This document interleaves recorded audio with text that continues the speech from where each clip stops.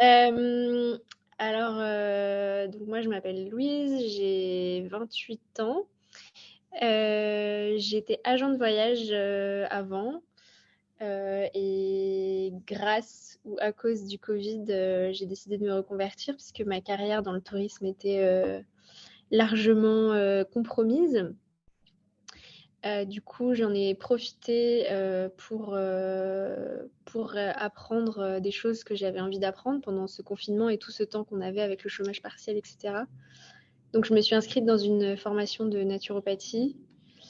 Et ensuite, j'ai décidé du coup de me reconvertir, de faire en sorte de profiter d'un licenciement économique pour pouvoir déclencher du chômage et avoir une reconversion facilitée. Et du coup, maintenant, j'habite à Bali et je lance mes accompagnements de naturopathie dans quelques semaines. Ok. Qu'est-ce qui t'a poussé à déménager à Bali? Enfin, pourquoi tu as décidé de quitter la France? En fait, je suis allée à Bali pour la première fois il y a 9 ans exactement, quand j'avais 19 ans. C'était mon premier voyage et j'ai vraiment adoré. J'ai vraiment ressenti quelque chose de fort. J'ai eu un petit peu eu un éveil de conscience de ce que je voulais faire dans la vie. Et ensuite, du coup, quand je suis devenue agent de voyage, j'y suis retournée 2 fois, une fois pour le travail et une fois en vacances.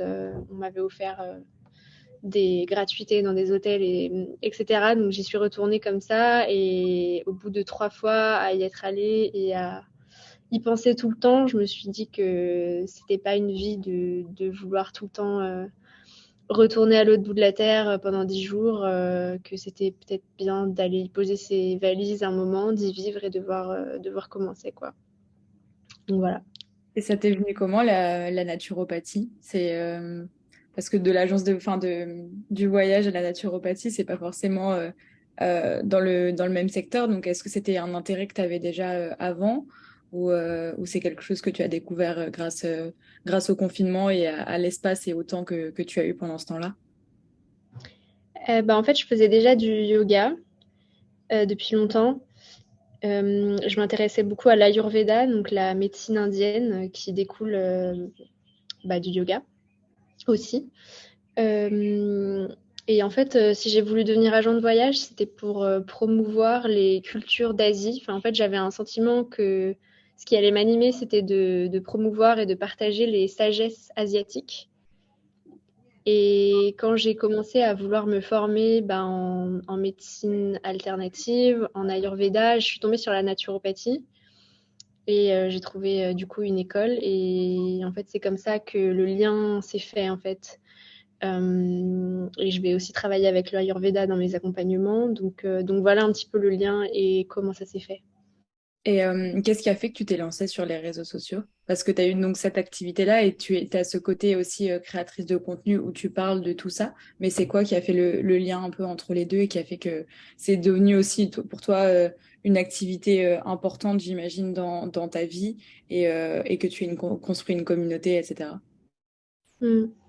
Alors j'ai mon compte Instagram actuel, je l'ai créé à l'époque où j'étais agent de voyage. J'avais déjà ce pressentiment que ça allait me servir. J'avais envie d'apprendre en fait les bases de la com, du marketing, de tester, voir si je pouvais créer une communauté. Donc au début, j'ai créé un compte de voyage qui était vraiment nul avec les photos ultra saturées, des hashtags pourris, genre follow for follow. Enfin, j'ai vraiment testé le truc, tu vois, j'y connaissais rien du tout. Et petit à petit, en fait, j'ai quand même réussi à rencontrer des gens, à comprendre un petit peu comment ça marchait et oui, à échanger avec des gens. Mais j'avais pas plus d'engagement que ça. Enfin, il n'y avait pas vraiment de communauté qui s'était créée. Et quand j'ai décidé de me reconvertir et que j'ai commencé à parler en fait de développement personnel, de mes réflexions sur sur ma santé mentale, sur le monde en fait qui m'entourait, là j'ai tout de suite eu un retour vraiment à recevoir des messages, à recevoir des commentaires et à vraiment commencer à fédérer avec des gens. Et ça m'a vraiment motivée et rassurée sur le fait que j'avais le droit de m'exprimer et ce que j'avais envie d'exprimer pouvait être intéressant pour certaines personnes. Et j'ai vraiment adoré ce côté-là. Donc j'ai complètement changé de modèle en fait sur Instagram. Et puis au bout de quelques mois à poster sur le développement personnel, etc., j'ai eu l'idée de créer mon podcast. Donc mon podcast, il a 1 an maintenant. Il s'appelle Croissante et il marche plutôt bien. Je fais plus de 3000, entre 3000 et 3500 écoutes par mois. Et maintenant, j'ai aussi créé ma chaîne YouTube où du coup, je fais des vlogs sur ma vie à Bali, mais aussi là, je vais sortir un vlog tout à l'heure sur mon alimentation. Et c'est pareil, j'ai que des bons retours, j'ai pas du tout de haters et je reçois beaucoup de messages tous les jours de gens qui me soutiennent, de gens qui me disent qu'ils aiment bien ce que je fais, que ça les inspire, que ça leur fait prendre conscience de certaines choses. Enfin, et ça, c'est vraiment ce qui me motive et ce qui fait aussi que je passe beaucoup de temps sur Instagram tous les jours. Ok, c'est génial. Euh, Instagram, tu partages un peu ta vie quotidienne, ton rapport à ton activité, etc. YouTube, c'est des vlogs. Et donc, dans ton podcast, tu parles de quoi? C'est quoi un peu le thème, enfin, si tu veux en parler un peu? Le thème, c'est des expériences de vie et enfin, je fais des épisodes solo et des épisodes en duo. Quand je fais des épisodes solo, en fait, je raconte des prises de conscience, des expériences récentes que j'ai eues, des réflexions sur la spiritualité, mais aussi sur des combats auxquels je m'intéresse à mon échelle, que je combats, entre guillemets. Euh, et mes invités, en fait, j'invite des praticiens de médecine alternative, donc naturopathe, prof de yoga. La dernière fois, j'ai eu une accompagnante en human design. Je parle d'astrologie. Enfin, j'essaye de montrer aux gens tout ce qu'il est possible de faire pour prendre soin d'eux. C'est Voilà. un chouette concept. C'est chouette. Euh, donc, j'essaie de revenir un peu, de faire le tour donc, sur ta vie à Bali. Est-ce que tu penses que ça a été un des plus grands défis que tu as eu à relever, cette reconversion enfin, est-ce que au final, ça a paru un peu comme une évidence, une forme de vocation, ou ça s'est fait assez naturellement? Alors, ça a été challengeant, notamment parce que c'était toute cette période Covid. Euh, que ce soit la reconversion ou le départ à Bali, ça a été quelque chose qui s'est fait sur presque plus de 2 ans en fait, puisque du coup le Covid a commencé il y a plus de 2 ans. Et je me suis inscrite dans mon école de naturopathie il y a bientôt 2 ans aussi. Donc ça s'est pas fait en un jour et ma volonté était aussi progressive. Plus ça allait, plus je découvrais que, en fait, ce que j'avais envie au fond, c'était possible. Euh, tu peux, tu peux te dire que tu veux changer de métier, mais tu vas un peu te fixer des contraintes au début, genre, ouais, je peux changer de métier, mais il faut que je reste dans ma région, ou je peux changer de métier, mais je pourrais pas le faire à distance. Enfin, et en fait, je me suis rendu compte progressivement que je pouvais changer de métier, que je pouvais vivre ma vie avec ça, que je pouvais le faire à distance, que je pouvais aller vivre à Bali et que voilà, je pouvais réaliser tout ça. En fait, toute cette réalisation que oui, tout était possible, c'est venu assez progressivement. Mais ça n'a pas été sans. En fait, d'un côté, il y a des choses qui se sont ouvertes naturellement, comme par exemple le fait en fait, grâce au Covid, mon entreprise a mis en place des plans de licenciement, ce qui a fait que du coup, j'ai pu en bénéficier, même si ça a pris du temps, que du coup, ça m'a ouvert des droits de chômage Et quand on s'inscrit au chômage et qu'on a un projet d'entreprise, il y a ce qu'on appelle, on a la chance d'avoir ça en France, ce qu'on appelle l'aide à la création d'entreprise, ce qui fait que tu peux avoir, en fait, quasiment, enfin, 50% de tes droits de chômage que tu aurais eu sur 2 ans, d'un coup, en fait, en capital, ce qui fait que tu peux partir vivre à l'étranger déjà, parce que tu peux pas partir vivre à l'étranger en ayant le chômage tous les mois. Et tu peux voilà, prendre le temps de construire ton entreprise et de prendre le temps du coup aussi de construire une communauté en prenant le temps d'être actif sur les réseaux sociaux, etc. Et donc voilà, je sais plus c'était quoi, je suis en train de m'égarer dans la question. C'est ça qui est intéressant en général quand les gens s'égarent. La question, c'était si c'était un peu le plus gros défi que tu aies rencontré en fait dans ta vie cette reconversion, ce déménagement, etc. Et tu as parlé un peu de croyances qu'on avait, de contraintes qu'on se mettait. C'était quoi tes plus grosses un peu croyances auto-limitantes que tu avais et qui t'empêchaient, enfin, qui t'ont pas empêché du coup parce que tu as réussi à les surmonter, mais qui restait un peu dans un coin de ta tête et qui aurait pu t'empêcher de pas franchir ce pas-là? Je pense que la première chose, les gens qui ont envie de se reconvertir, c'est un peu le danger matériel, financier. Donc après, voilà, moi je reste quelqu'un d'ultra privilégié, mais en tout cas, on ne sait pas forcément qu'il y a des choses en place en France pour nous aider justement à passer ce pas-là, à créer une entreprise, etc. Et après, oui, il y a beaucoup de croyances limitantes qui font que au début, tu te dis, mais non, mais je vais pas y arriver. Mais c'est un long travail, un long cheminement de développement personnel de réaliser qu'on est capable de faire beaucoup de choses. Donc oui, ça s'est pas fait comme ça. Mais ouais, oui, c'est sûr que ça a été le défi de ma vie, puisque ça a été vraiment. Enfin, j'ai l'impression hum, d'avoir fait quelque chose. Enfin, j'ai accompli quelque chose, quoi. D'avoir changé de métier et d'avoir sauté le pas, quoi. Là, j'habite à Bali, je suis auto-entrepreneur. Enfin, si on m'avait dit ça il y a 3 ans, j'aurais. Waouh! J'ai l'impression d'avoir fait 10 ans de progrès, quoi. Et t'es partie toute seule à Bali? Ou t'es Ouais. partie... Ouais. Tu connaissais des Mmh. gens là-bas? Je connaissais quelques personnes là-bas et je suis en train de construire tout doucement ma tribu, mon cercle d'amis. C'est pas facile parce que quand tu emménages dans un endroit touristique, il y a beaucoup de gens qui y vont et qui viennent, qui restent pas forcément pour vivre. Et, euh, et faire du lien avec les locaux, c'est aussi.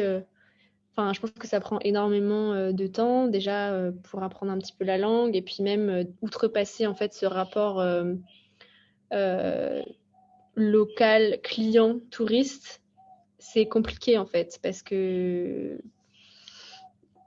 tu arrives dans un pays où il y a une politique touristique et en fait les étrangers seront toujours vus comme des touristes. Donc ça va être un peu le challenge de ces prochaines années, je pense pour moi de me sentir chez moi, de me sentir local, de créer du lien avec la communauté, enfin, les vrais gens locaux, les vrais balinais, quoi. Euh, Tu parles aussi, donc, enfin, Bali a cette image aussi enfin, c'est un lieu qui attire beaucoup pour énormément de personnes qui sont dans la spiritualité, les médecines alternatives, etc. Et donc, j'ai regardé quand même ce que tu faisais sur ton compte Instagram, j'ai lu un peu. Et j'ai l'impression que tu déconstruis aussi beaucoup toute la spiritualité et tu sors un peu des clichés, des injonctions de ce milieu-là, on va dire, notamment sur les réseaux sociaux. Est-ce que tu peux parler un peu plus de ta vision de tout ça? Ouais, alors la spiritualité, le développement personnel, ça a fait un sacré boom ces dernières années, surtout toujours avec le Covid qui a fait que les gens se sont posé beaucoup de questions et la spiritualité est très monétisée de nos jours. Et il y a des dérives. Et d'ailleurs, Bali est un des endroits au monde où il y a sûrement probablement le plus de dérives. Là, j'habite à Ubud. C'est une ville où tu sors dans la rue, il n'y a que des gens qui sont en sarouel avec des malas autour du cou ou qui sont habillés en tenue de yoga. C'est assez fou. Et il y a beaucoup de choses qui ne sont pas authentiques. Et donc, que ce soit dans cette nouvelle voie du bien-être ou quand j'étais agent de voyage avant, mon but plus large, c'est de... Il y a une visée décoloniale du monde, anticapitaliste aussi, de lutter en fait contre ces rapports de domination et de vouloir valoriser les cultures du monde qui ont été colonisées et dont maintenant on s'approprie en fait certains éléments spirituels parce que c'est vendeur, parce que ça a l'air cool, sans rendre à César ce qui est à César et sans en prenant en fait des choses qu'on aime bien, mais à côté de ça, en délaissant ce qui fait vraiment la quintessence de certaines pratiques, en oubliant à qui ça appartient et en oubliant aussi de mentionner que si ces pratiques existent encore, c'est parce qu'il y a des peuples qui se sont battus malgré la colonisation, malgré l'extermination, même parfois, hein, quand on parle des médecines chamaniques amazoniennes, ben voilà, en ce moment, à Bali, il y a plein de cacao cérémonies que tu achètes 50 euros et à côté de ça, en fait, les vrais détenteurs de la médecine du cacao, ils sont en train de se faire exterminer en ce moment en Amazonie. Donc,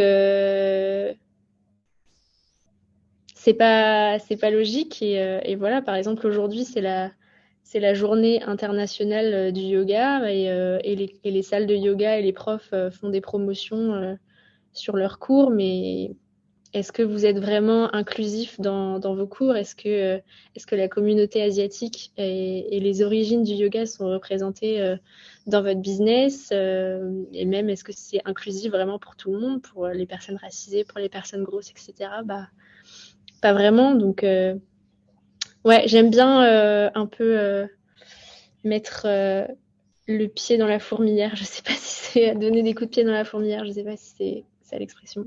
Mais voilà, c'est important. Ouais, c'est assez génial. Bah, je partage, en tout cas d'un point de vue plus personnel, mais tous tes points de vue et c'est hyper enrichissant d'échanger avec, parce que j'ai l'impression qu'il n'y a pas non plus énormément de personnes sur les réseaux ou alors simplement j'habitue mal mon algorithme, mais qui tiennent un peu ce genre de discours beaucoup plus déconstruit.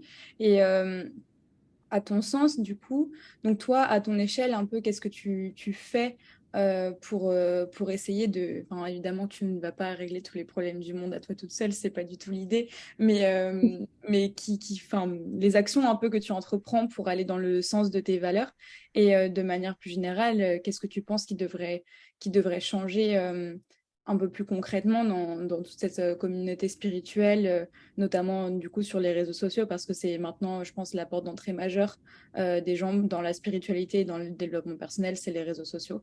Donc voilà, je serais curieuse de savoir ce que tu penses un peu de ça. Bah, ce que je fais vraiment pour changer les choses, c'est un peu un grand mot. Je fais pas grand-chose parce que déjà je me suis pas encore j'ai pas encore lancé mon business. Effectivement, la seule chose que je peux faire, c'est repartager ben, les personnes qui en parlent, les personnes qui sont concernées. Donc je repartage beaucoup des comptes conscious de personnes sud-asiatiques ou afrodescendantes.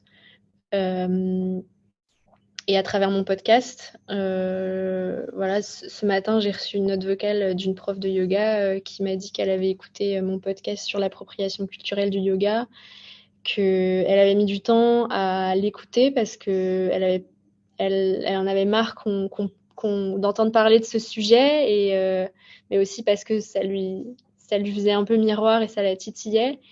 Et elle m'a dit qu'elle avait complètement changé de regard du coup sur ce combat après m'avoir écoutée et qu'elle allait changer des choses et qu'elle avait pris conscience de certaines choses. Donc à mon humble place, je pense que c'est comme ça que j'essaye de faire un petit peu bouger les choses. C'est un peu mon seul, ouais, les réseaux, mon podcast, c'est un peu ma seule, mon seul pouvoir. Voilà. Je pense que c'est déjà un grand pas. Je réfléchis à d'autres questions que j'avais. Est-ce que tu penses que c'est surtout ta communauté qui sera qui sera tes premiers clients? Enfin, t'es pas client, patient plutôt dans la naturopathie, je sais pas quel est le Non, terme. justement, on n'a pas le droit de dire patient. D'accord. On n'est pas médecin. Ok. Donc ouais, le terme, on peut utiliser le mot client, mais du coup, c'est un peu Ouais. commercial. Donc en général, on dit consultant, Consultant, d'accord. personne qu'on accompagne, voilà. Mais en soi, c'est des clients et oui, ce sera même mes seuls clients parce que pour l'instant, je me suis pas du tout occupée de créer un site internet, être représentée sur Google et tout. Bien sûr, j'ouvre pas de cabinet local où je pourrais, je sais pas moi, m'inscrire enfin, à la mairie ou quelque chose comme ça. Donc non, non, et c'est pour ça que, voilà, on va pas se le cacher, c'est pour ça que je suis sur les réseaux et que j'essaye de fédérer, parce qu'effectivement, mes followers, c'est des clients que je vais chercher un par un, bien sûr.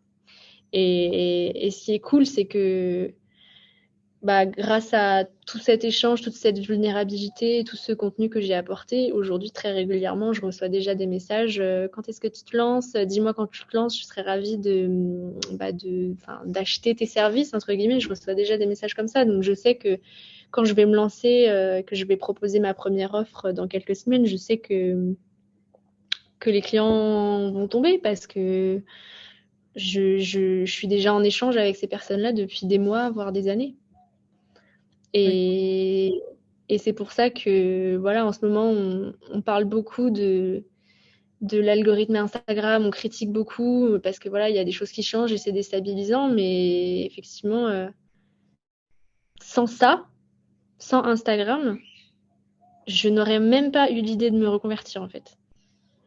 Et encore moins envisager la possibilité de pouvoir avoir des clients en ligne. Enfin, donc, je pense que il faut se souvenir aussi, enfin voilà, je veux pas rendre grâce et lécher les pieds de Mark Zuckerberg et d'Instagram, mais la vérité des vérités, c'est que c'est incroyable quand même, la chance qu'on a d'avoir ces outils. Quand ils sont bien utilisés par des personnes comme toi, oui. Bah Et c'est ça, puis, ouais, c'est vrai. ouais, excuse-moi, je t'ai coupé, t'allais rebondir dessus. Non, non, non, je voulais juste acquiescer. D'accord. Euh, Est-ce que il y a des personnes que tu as rencontrées, que ce soit personnellement ou professionnellement, qui ont changé ta vie, c'est un grand mot, mais qui ont été un peu décisives dans le parcours que tu as eu et les décisions que tu as prises?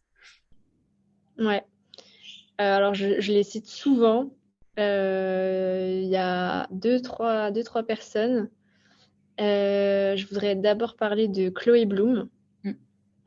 Donc, c'est une coach qui est assez suivie sur les réseaux sociaux, qui a un podcast aussi, qui organise des événements en ligne. Et c'est une personne incroyable. Et j'ai écouté son podcast pendant de longues heures de babysitting que je faisais pendant le confinement. Et ça m'a vraiment ouvert l'esprit sur ma capacité à faire des choses. Et je l'ai rencontrée du coup il y a quelques jours à Bali, puisqu'elle est à Bali en ce moment, et j'ai été faire un breathwork avec elle.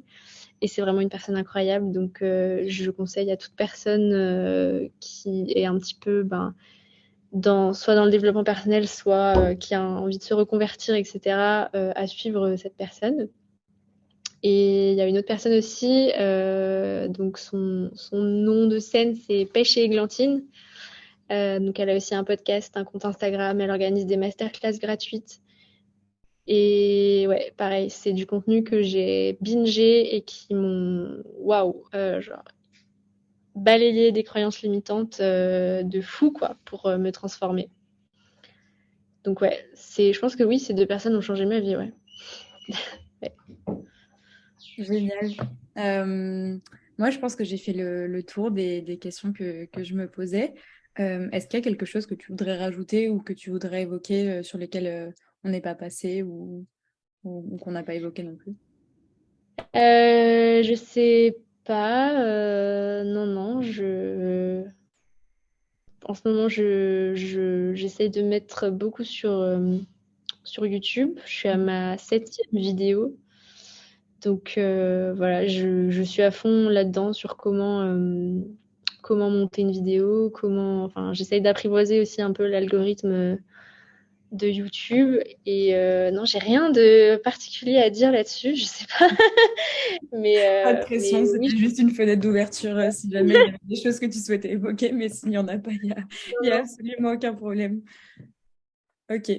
Bah, merci beaucoup de ton temps et de ton partage. bah, merci à toi aussi. Au revoir. Salut.